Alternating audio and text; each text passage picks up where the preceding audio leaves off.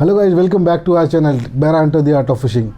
Guys, this is the third episode of fishing tutorial जिसमें हम बात करने वाले फ़िशिंग रील्स के ऊपर। ये फ़िशिंग रील्स के बारे में सेकंड पार्ट है। पार्ट 1 में हमने कवर किया था बेसिक फंक्शंस एंड फीचर्स के बारे में। पार्ट 2 में हम कवर करने वाले इसके इम्पोर्टेंट पार्ट्स के बारे में, उनके सर्विसिंग के बारे में एंड दी ब्रांड्स के बारे में कि किन ब्रांड्स को हमें कंसिडर करना चाहिए परचेस करने के लिए और क्यों करना चाहिए।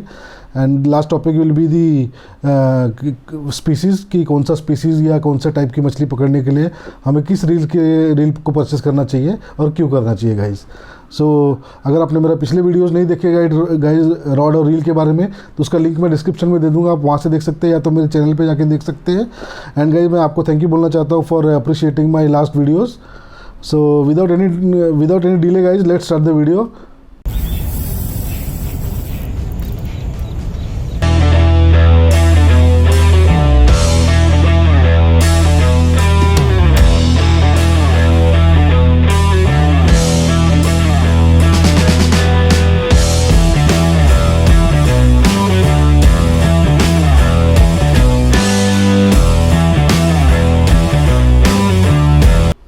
सो गाइस हमारा फर्स्ट टॉपिक है important parts of the reel. जबकि हमने पार्ट 1 में उसके कंप्लीट पार्ट्स हमने देखे थे कि कितने पार्ट्स होते हैं। इस पार्ट में हम देख रहे हैं इसके कि जो इम्पोर्टेंट पार्ट्स है उसके बारे में बात करेंगे और उनके मेंटेनेंस के बारे में बात करेंगे एंड प्रिकॉशंस के बारे में बात करेंगे। सो गाइस जो फर्स्ट पार्ट है इसका है drag assembly. Drag assembly guys वो होता है जो इसके कोई भी फिशिंग रील का पावर डिसाइड करता है कि उस फिशिंग रील्स में कितना पावर है।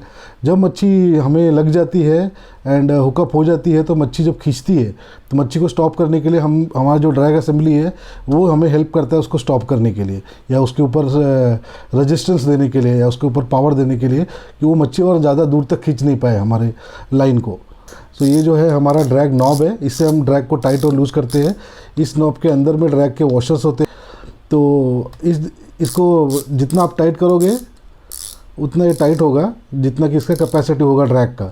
सपोज ये 8 किलो का 10 किलो का ड्रैग कैपेसिटी है तो आपको इसको फुल टाइट करना पड़ेगा गाइस।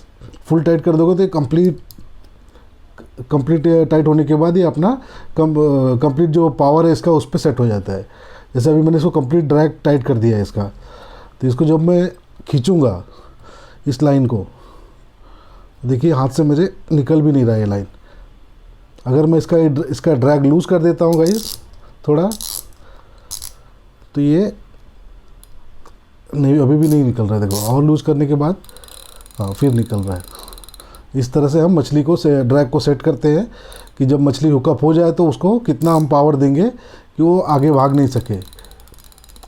मोस्टली हम कंप्लीट ड्रैग टाइट नहीं करते हैं, ड्रैग टाइट कंप्लीट उस कंडीशन में करते हैं जब हमें पता है कि ये मछली बहुत पावरफुल होती है, जैसे जीटी हो गई या बड़े बड़े रेड स्नैपर हो गए जो इसको तांबोशी भी बोलते हैं हम लोग। उनके लिए हम कंप्लीट ड्रैग टाइट करते हैं ताकि वो कहीं रॉक्स में ना घुस जाए हमारे लाइन को लेके या लूअर को लेके, तो हम कंप्लीट ड्रैग टाइट करते हैं। But in this case guys मैं आपको सजेस्ट करूँगा कि पहले हमको ड्रैग को सेट करना होता है एक लेवल पे, जिससे कि हम मच्छी को जब हुकअप होता है मच्छी तो उसको हुक उसके मुंह में सेट हो जाए, उसके लिए हमें एक एवरेज ड्रैग सेट करना होता है। सो उसके लिए मेरा एक सजेशन होगा गाइस कि सपोज आपका ड्रैग अगर 10 किलो का है, रील का कैपेसिटी 10 किलो का है, तो उसको 5 किलो पे सेट करें। 5 किलो पे सेट करने के लिए गाइस इसमें कोई मेजरमेंट दिया नहीं है कि आपको इतना टाइट करोगे तो 5 किलो 10 किलो हो जाएगा। उसके लिए हमें अगर आपके पास वेइंग स्केल होगा तो वेइंग स्केल में लगा के आप उसको इस तरह से खींच के देख सकते हो कितने पे ड्रैग सेट है। बट अप्रॉक्सीमेटली मैं जो प्रेफर करता हूँ वो ये करता हूँ कि मैं ड्रैग को उतना टाइट रखता हूँ कि जितना मेरे हाथ से वो निकल सके थोड़ा स्ट्रेस करने पे। जैसे अभी ये इतना स्ट्रेस करने पे निकल रहा है थोड़ा थोड़ा, तो मैं इस पर सेट कर देता हूँ। तो इसके ऊपर ही मेरा मच्छी हुकअप हो जाती है। एक बार मच्छी हुकअप हो गई उसके बाद वो रन ले रही है थोड़ा, इसको भी खींच पा रही है अगर, तो हमको पता है कि मच्छी पावरफुल है, तो उसके लिए मैं और उसको ड्रैग देता हूँ कि वो कितना पावरफुल है उसके हिसाब से। ज़्यादा ड्रैग टाइट करेंगे गाइस तो वो वहाँ पे झटका मारेगी और हमारा लाइन कहीं भी रॉक्स में कट के या स्नैप होके निकल जाएगी। तो उसके लिए हम प्रेफर करेंगे कि प्रॉपर ध्यान दे के मैनेज करें कि कौन सी मच्छी है, किस लोकेशन पे हम फिशिंग कर रहे हैं, रॉक्स पे किनारे पे कहाँ पे है, उसके हिसाब से आप ड्रैग सेट करें। एंड इस पर अब बात आती है गाइस कि ड्रैग्स का सर्विसिंग कैसा करना है। जब भी आप फिशिंग करके आते हो गाइस, तो ड्रैग के लिए आपको ज़रूरी नहीं कि आपको ड्रैग को एवरी टाइम सर्विस करना है। सपोज कोई भी सीज़न एंड होता है, सीज़न एंड होता है, फिशिंग का जो सीज़न होता है एंड होता है, तो आप मैं सजेस्ट करूंगा कि उसको ड्रैग को खोल के जितने वॉशर्स है उसको निकाल के, एंड जो मेटालिक जो वॉशर्स है उसके अंदर हल्का एक लेयर है ग्रीस का, एकदम पतला हाथ में ग्रीस को लगा ले इस तरह से, और वॉशर्स को इस तरह से ये करे, रब करे खाली, ज़्यादा ग्रीसिंग नहीं करना होता है उसको। ज़्यादा ग्रीसिंग करेंगे तो चिपकेगा आपका ज़्यादा वॉशर्स, तो परफेक्ट परफॉर्मेंस नहीं देगा। तो हल्का एक पतला लेयर ऑफ ग्रीस हमको हल्का अप्लाई करना है उस पर, एंड उसको लगा के छोड़ देना है। एंड जब भी आपको ऐसा होए कि आपका मशीन कहीं पानी में डूब गया या कहीं हो गया, आपको लगता है कि पानी गया होगा उस ड्रैग में भी, तो उसको भी ओपन करके उसको वॉश आउट कर दे, ड्राई आउट करके फिर ग्रीस लगा के उसको रख दे। अगर आप स्पिनिंग के लिए यूज़ करते हो खाली रील को, तो फिर आपको कोई टेंशन ही नहीं है कि स्पिनिंग में पानी जाने का चांस ही नहीं होता है, बहुत कम होता है, रेयर चांसेस होता है। So that was the drag assembly guys. अभी जो सेकेंड पार्ट है गाइज इस टॉपिक का, वो है लाइन रोलर। ये जो आपको दिख रहा है यहाँ पे, इसको बोलते हैं लाइन रोलर, जिसके ऊपर से लाइन ये हमारी आती है। लाइन को हम खींचेंगे तो ये रोल होता है। ये अगर आपको दिखेगा तो अच्छी बात है, आप ध्यान से देख सकते हो इसको। देखो मैं लाइन खींच रहा हूँ, आई होप ये रोल हो रहा है आपको, देखिए घूम रहा है वो, इस तरह से लाइन रोल होता है, तो इसको लाइन रोलर बोलते हैं। इसका एक इम्पॉर्टेंट पार्ट है गाइस कि हमें इस चीज़ को बहुत ध्यान रखना पड़ता है कि जब भी हम फिशिंग को जाएं, फिशिंग से आने के बाद हम मेक श्योर करें कि हमने लाइन रोलर को पूरा वॉश आउट किया है कि नहीं। क्योंकि जब भी हम फिशिंग करके आते हैं तो एक मिनट, जब भी हम फिशिंग करके आते हैं तो हमें ऐसा लगता है कि इसके ऊपर पानी गया होगा कि नहीं गया होगा सॉल्ट वाटर का। बट गाइज मैं आपको बता दूं, लाइन इसी के ऊपर से जाती है, और लाइन जब लूअर हम कास्ट करते हैं या बेट कास्ट करते हैं तो जो सॉल्ट वाटर होता है लाइन में लगा होता है, जब हम लाइन को वाइंड करते हैं तो पूरा पानी इसके ऊपर रहता है। तो अगर आप इसको वॉश आउट नहीं करोगे तो ये सूखने के बाद इस पे सॉल्ट का वाइट पार्ट जो रहता है वो रह जाता है इसके ऊपर, जिससे इस पर कोरोजन हो सकता है, जंग लग सकता है। तो आपको सजेस्ट करूंगा जब भी आप फिशिंग करके आते हो तो इसको खाली टैप के अंदर नल के नीचे उसको रख के इसके ऊपर पानी डाल दें, और हल्का ब्रश जो होता है अपना टूथब्रश वगैरह उसको यूज़ करके आप इसको ये कर सकते हो, धो सकते हो उसको, जिससे उसके ऊपर जो भी सॉल्ट वाटर रहेगा वो पूरा निकल जाए। तो ये आपका बहुत लंबे टाइम तक चलेगा। अगर ये जाम हो गया गाइस, मैंने नोटिस किया है कि लोग ध्यान नहीं देते, उसको इग्नोर कर देते हैं, तो ये जाम हो जाता है, जिसकी वजह से घूमता नहीं है। ये अगर घूमेगा नहीं प्रॉपरली, रोल आउट नहीं होएगा, तो आपका जो लाइन है इसके ऊपर, आप देखेंगे जब लाइन इसके ऊपर चलती है, अगर वो घूमेगा नहीं तो लाइन इसके ऊपर घस के ये पूरा मेटल घस जाता है और कट जाता है, जिससे हमारी लाइन भी डैमेज होने लगती है। कास्टिंग करेंगे अचानक में लाइन कट के निकल जाता है, लूअर आगे चला जाता है। तो ऐसे इंसिडेंट्स मैंने देखे हैं मेरे एक्सपीरियंस में। तो गाइज हमको ये जो इम्पोर्टेंट पार्ट है उसका ध्यान रखना होता है। सो उसको जब भी आप फिशिंग करके आए उसको वॉश आउट कर दे प्रॉपरली, और ड्राई करके रख दे उसको। जो थर्ड पार्ट है गाइस इस टॉपिक में, वो है हमारा स्पूल का size and the line management. So guys जो ये फिशिंग स्पूल है हमारा, मैं आपको निकाल के दिखा देता हूँ।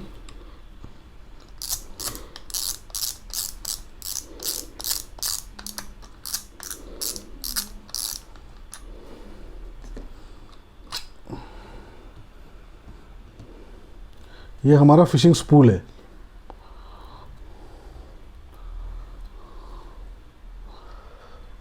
तो ये जो फिशिंग रील का स्पूल है गाइस, ये इसके अंदर आप देख सकते हैं इस तरह से रहता है। ये अंदर जो ड्रैग्स है वो ड्रैग के वॉशर्स है अंदर, और यहाँ पे हॉलो रहता है जिसमें एक नॉच होता है जिससे ड्रैग खींचते टाइम आवाज़ आती है, कर के जो ड्रैग का आवाज़ आती है, साउंड आता है।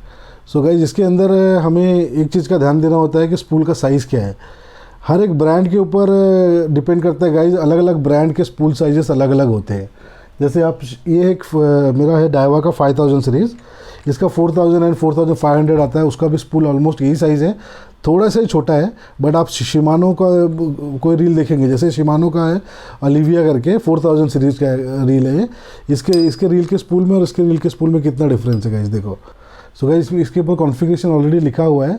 0.35 mm का जो लाइन होगा डायमीटर का, वो 440 मीटर्स तक इसमें ये स्पूल में जाएगा।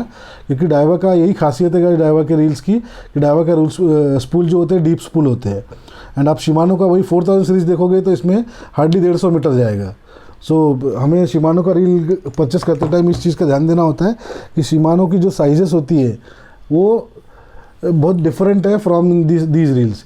अभी जो डाइवा की पेन की जो रील्स आती हैं उनके स्पूल साइजेस जो होते हैं वो अप टू 7000 या 8000 तक होती है, 7500 8000 सीरीज़ तक होते हैं, उसके ऊपर बहुत कम होती है। बट अगर आप शिमानो में जाओगे तो उसमें 30,000 तक की स्पूल साइजेस आते हैं।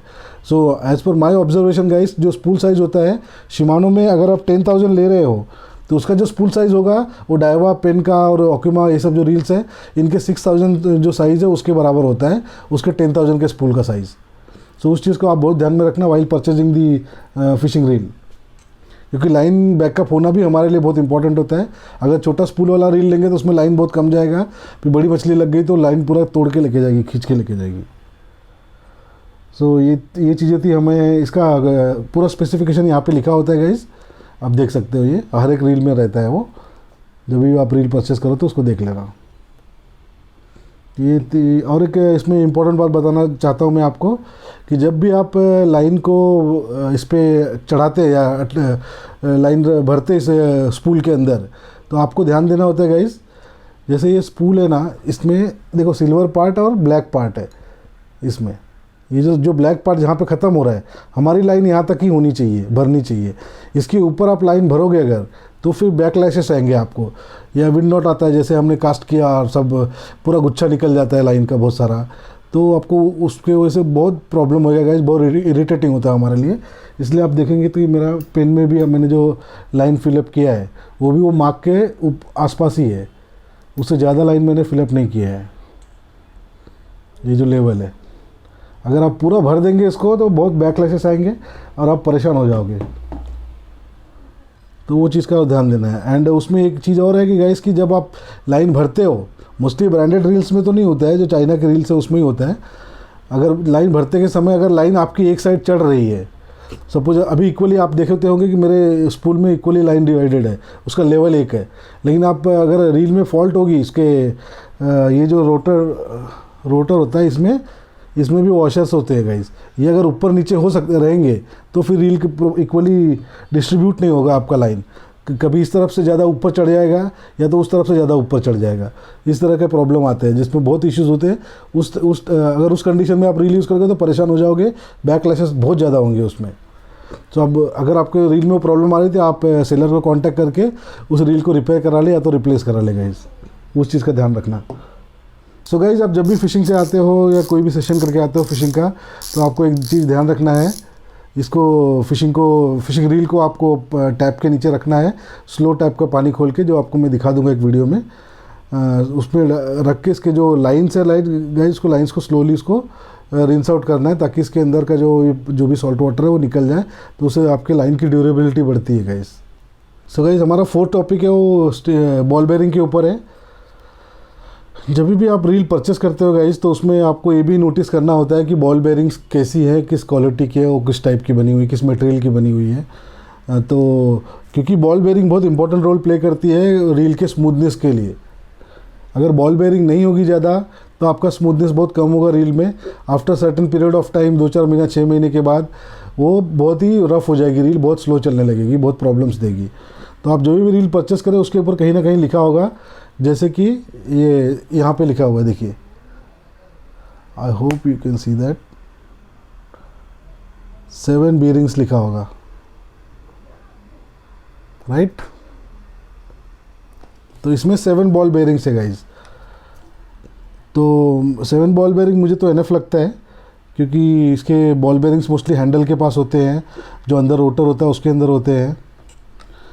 ये रोटर्स जहाँ पे रोटेट करते हैं वहाँ पे होते हैं, ये हैंडल के नॉब में होते हैं। इस तरह से 2-3 जगहों पे ज़्यादा यूज़ होता है स्टील का बॉल बेयरिंग्स।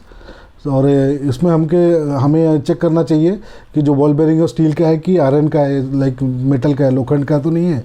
अगर वो आयरन का होगा तो उसमें जंग लग के वो ख़राब हो जाता है बॉल बेयरिंग।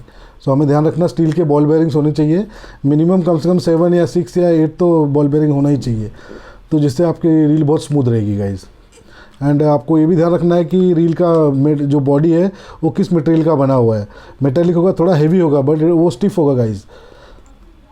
जैसे कि इसका देखो एल्यूमिनियम बॉडी, इसमें ऑलरेडी लिखा हुआ है एल्यूमिनियम बॉडी, तो ये एक मेटालिक बॉडी है जो कि थोड़े प्लास्टिक पार्ट है, बट नीचे का पार्ट जो है वो मेटालिक है। इसके स्पूल भी कंप्लीट मेटालिक है। तो ये सब चीज़ें बहुत इंपॉर्टेंट होती है गाइज। हैंडल मेटालिक होना चाहिए, अगर आप देखेंगे तो हैंडल भी मेटालिक है इसका, जिससे इसका स्ट्रेंथ पता चलता है गाइज। तो गाइज अब हमारा टॉपिक है वो गियर रेशो के ऊपर है।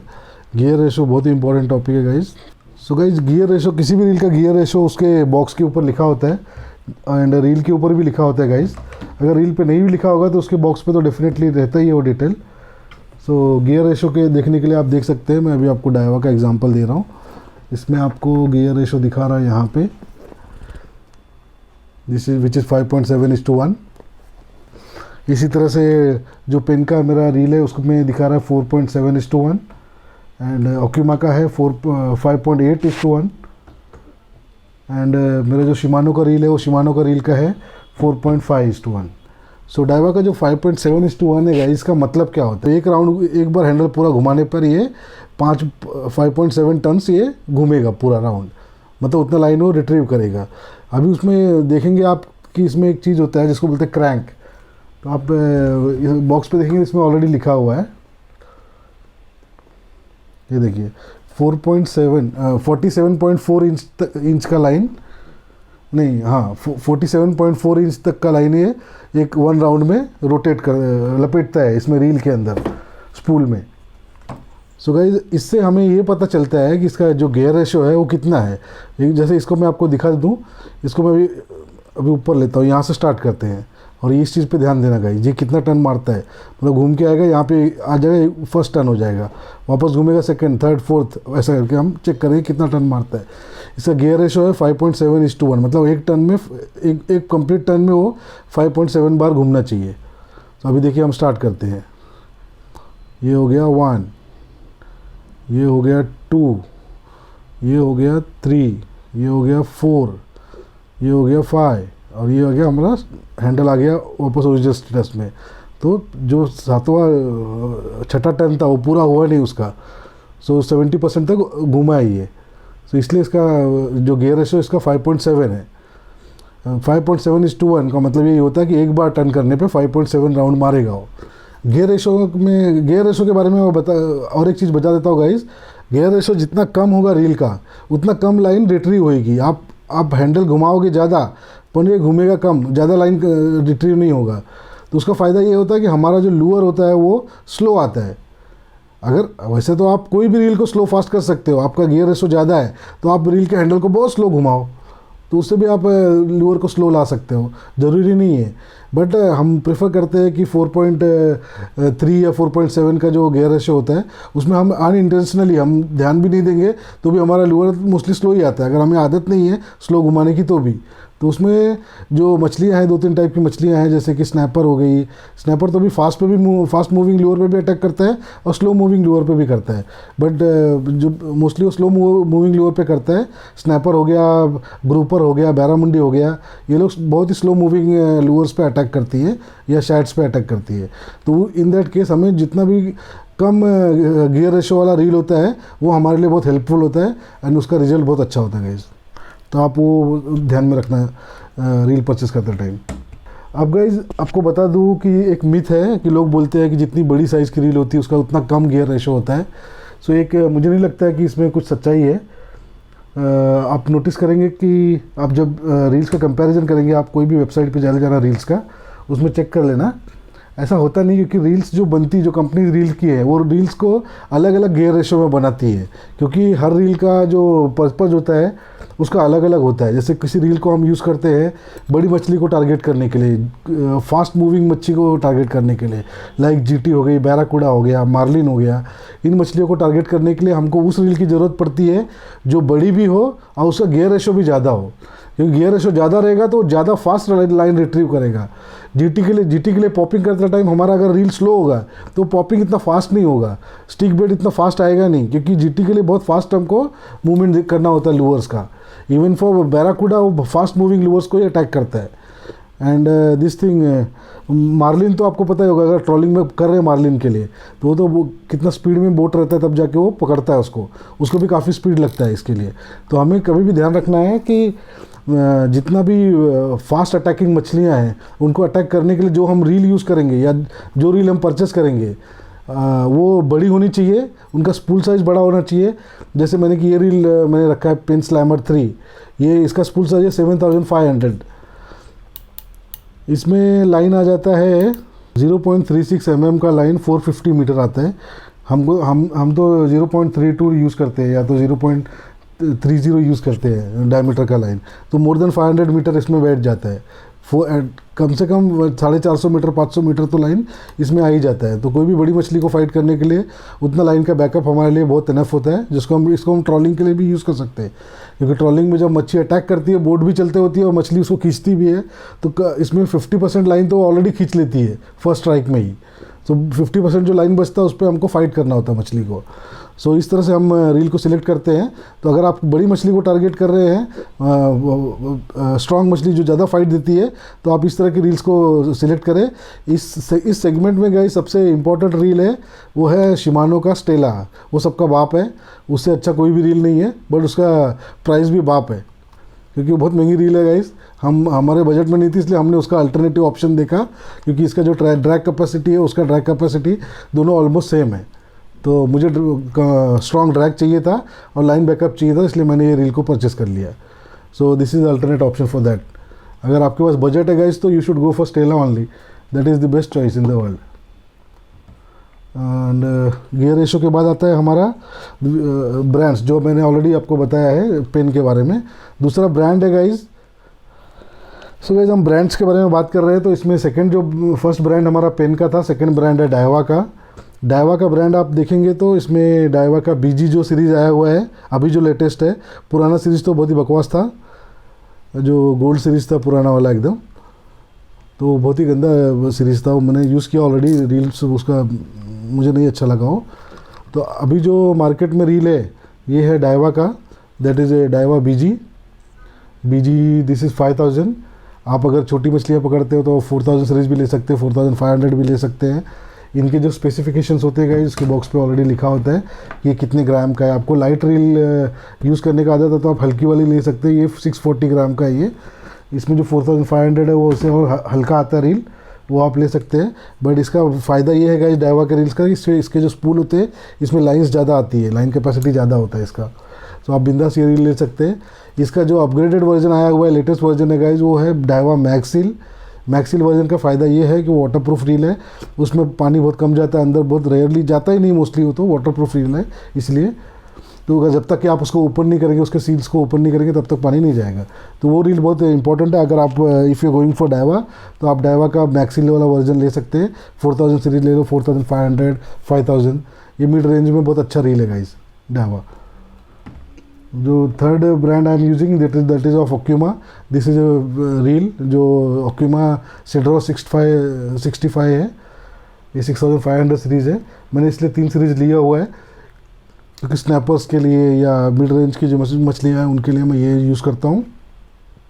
बड़े गेम के लिए मैं पेन का रील यूज़ करता हूँ, और जो मैं रेगुलर गेम्स है जैसे मुंबई के आसपास जो मैं बैरामुंडी वगैरह टारगेट करता हूँ वो मैं इस रील को यूज़ करता हूँ। अब अगले टॉपिक में हम बात करेंगे गैस की कौन सा रील हमें परचेस करना चाहिए एंड कौन सी स्पीसीज़ के लिए, जैसे कि किस टाइप की मछली के लिए हमें कौन सा रील परचेस करना चाहिए।